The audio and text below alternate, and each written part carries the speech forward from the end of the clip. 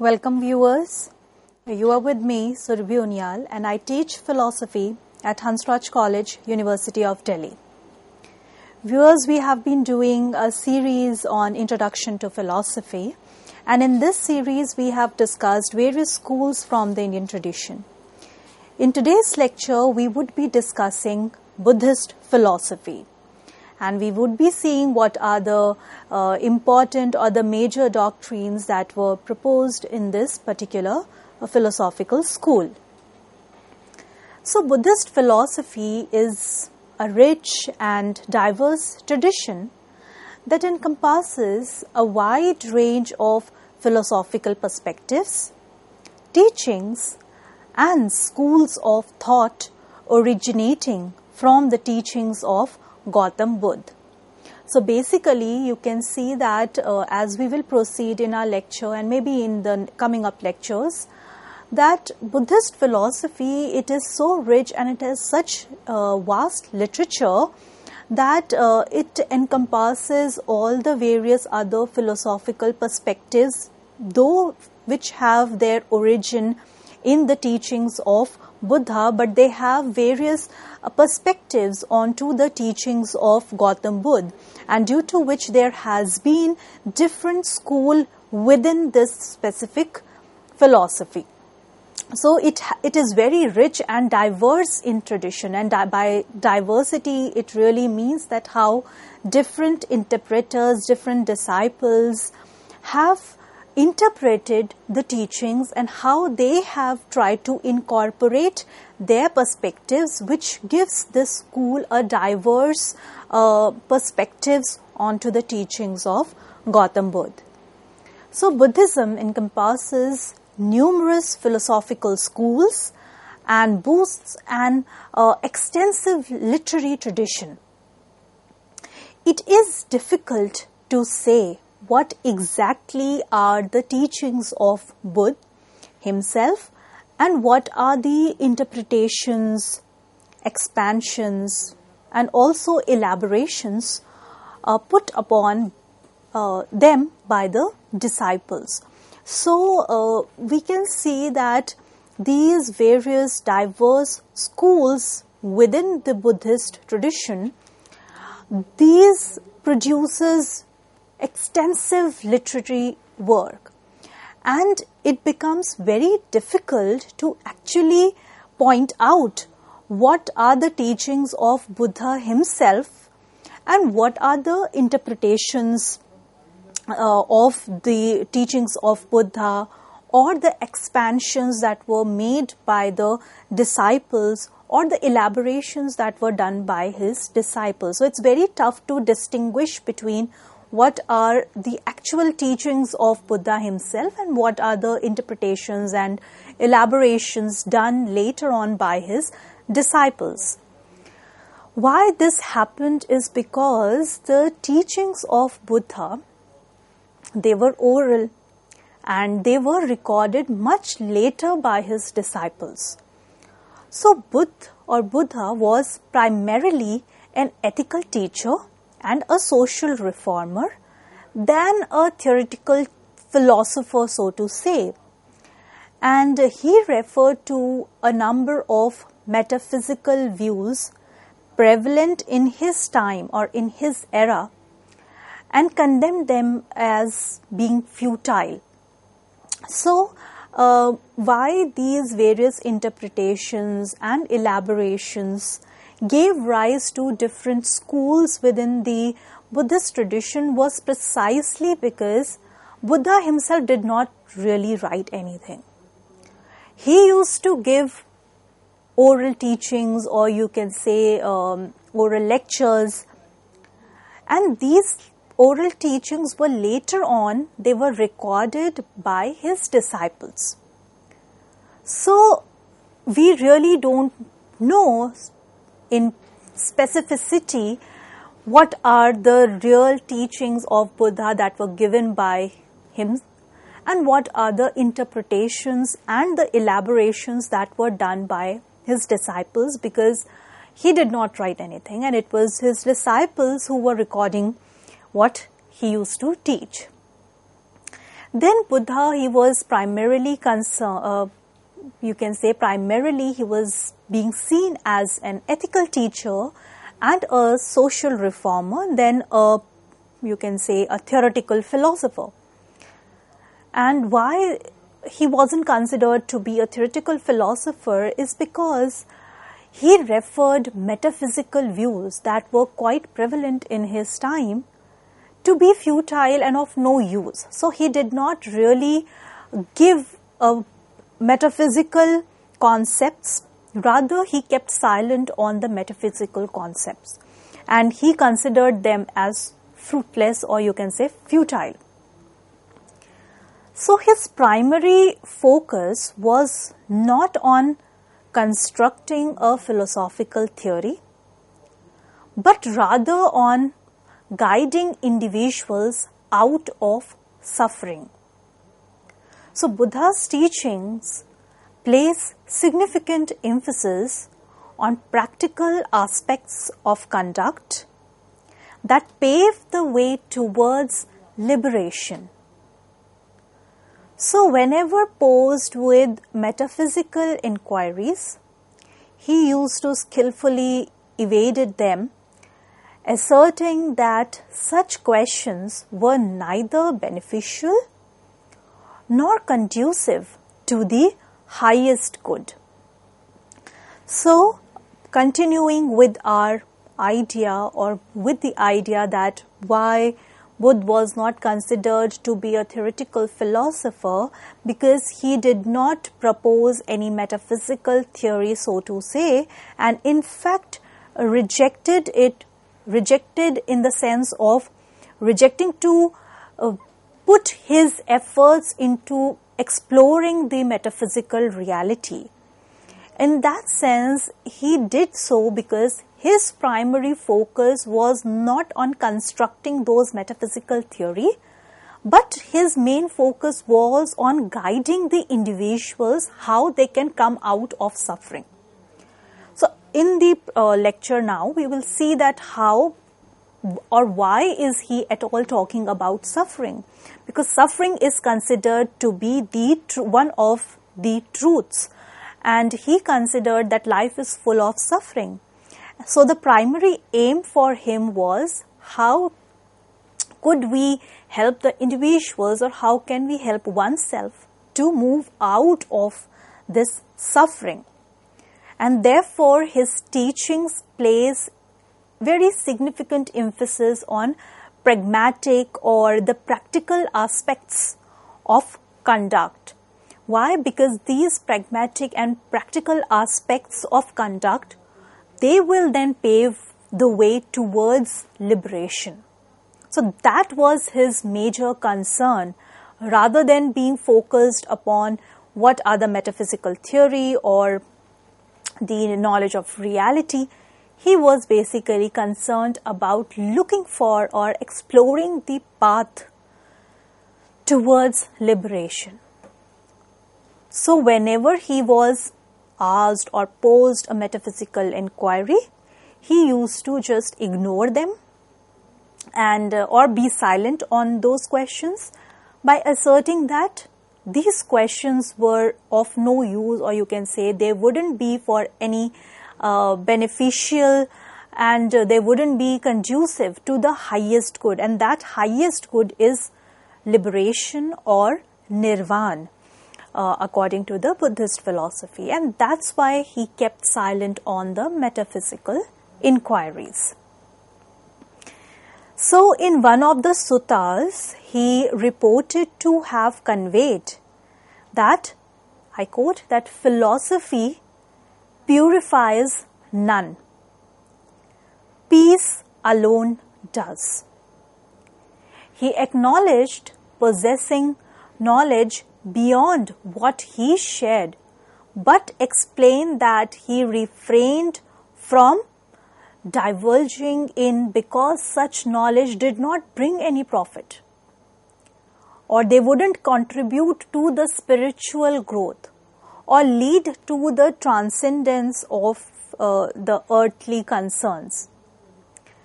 So instead, he consistently emphasized to his disciples the essence of his teachings.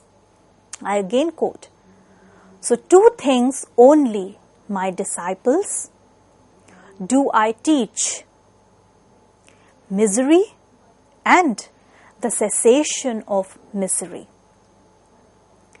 So, what this whole paragraph and some of these quotes suggest, that he did not wanted to indulge in the questions of the metaphysical truths, because those metaphysical truths would not bring any profit in the sense of in contributing our spiritual progress. Neither would they help us in transcending the earthly concerns, or you can say neither they would help us in attaining liberation. So if these metaphysical inquiries are not contributing to the highest good, then there is no use of indulging in such questions or such queries.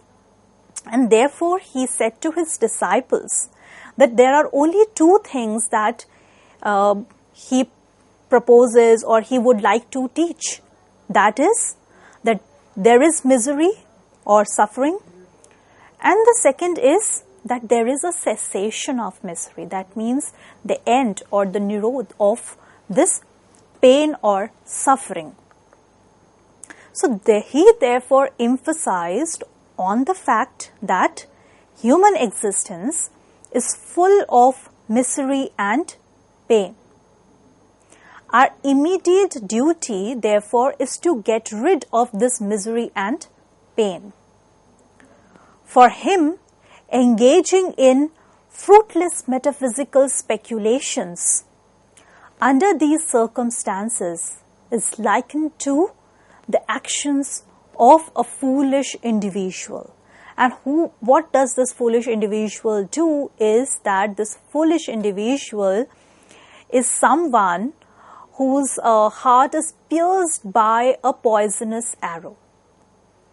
And what he does is he wastes his valuable time speculating about the irrelevant details such as arrow's origin, its size, material, who is the maker of that arrow, and a shooter, instead of addressing the urgent need to remove the source of suffering. The analogy underscores the urgency of attending to the immediate concerns and taking practical steps to elevate suffering rather than becoming entangled in speculative pursuits that yield no tangible benefits in the face of pressing existential challenges. So, this analogy has been used here to show that how indulging in metaphysical inquiries is in fact a waste of time, and in fact it is like focusing on something which is not important rather than not focusing on something which is important. So just like a person here who has been whose heart is pierced by this poisonous arrow, and instead of looking for ways to remove the suffering that he is having due to the poisonous arrow, what he is instead doing, he is instead looking for what the arrow is made up of, the origin, the size, material, in fact also the shooter who has actually shot him. So if that person looks for the questions or the answers to these questions, that wouldn't be of use here in order for him to remove his suffering. So here what becomes important is that he should immediately address how he can remove the arrow, since that arrow is the source of suffering. And this analogy shows us that how there is an urgency of attending to the immediate concern. And in the case of Buddha, the immediate concern was how to remove suffering, and that the life is full of suffering. And our motive is to how we can remove this suffering. So if we indulge in other queries, specifically metaphysical queries, they would be of no benefit to us here. And in fact, where in the terms of facing an existential challenge, if we focus on the metaphysical questions, that would be a waste of time. So Buddha's emphasis on immediate duty to alleviate misery suggests a pragmatic and action-oriented approach, that how and where we need to focus upon, and we need to focus upon this practical or a pragmatic action-oriented approach. So while metaphysical inquiry has its place, this analogy suggests that excessive focus on abstract questions, specifically when they do not contribute to the reduction of suffering, might be counterproductive. So it encourages individuals to prioritize practical solutions and actions that directly addresses the challenges of human existence. Much like removing the poisoned arrow, in order for one to remove the pain or the source of pain. So Buddha, in order to look for the cause of suffering, he has identified that ignorance as the fundamental cause of suffering, asserting that to eradicate suffering, one must comprehend the nature of existence. So in order to understand what is suffering and what are the causes for suffering, he has asserted that one must comprehend the nature of existence. So according to his teachings, acceptance of his doctrines should only occur after thorough reflection and resolution of doubts and perplexities. This insistence on rigorous contemplation carries profound philosophical implications. And Buddha encourages individuals to engage in a deep and critical examinations of his teachings, emphasizing the importance of personal understanding and conviction. So Buddha, he is not asking his disciples or those who are reading his philosophy to accept his doctrine as it is. In fact, he encourages his readers and his disciples to be reflective. And he emphasizes that his doctrine should only occur after thorough reflection and resolution. So one must accept what the Buddha has taught only after reflecting and after resoluting his or her doubts and perplexities. And this insistence, that this how he is insisting on this rigorous contemplation, this carries profound philosophical implications, which shows that Buddha encourages individuals to engage in a deep and critical examination of his teachings.